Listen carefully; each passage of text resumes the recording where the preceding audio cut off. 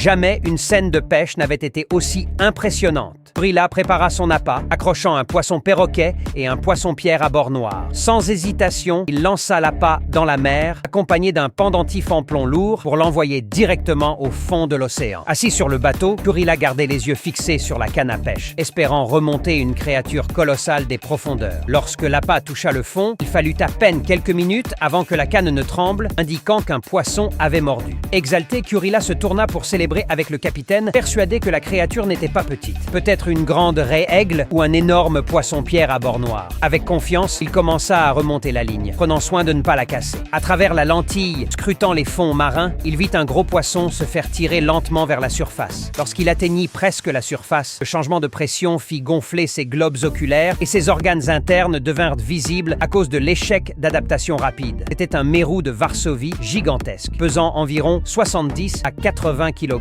Sans se décourager, Kurila lança de nouveau son appât et en moins de 10 minutes, un autre mérou de Varsovie apparut. Cette espèce y croît lentement, possède une chair délicieuse et une grande valeur économique, le rêve de tout pêcheur professionnel. En regardant les deux mérous massifs, Kurila ne put s'empêcher de s'émerveiller devant leur taille. À la fois impressionné et soulagé, il soupira avec satisfaction. Encore une journée à récolter une fortune.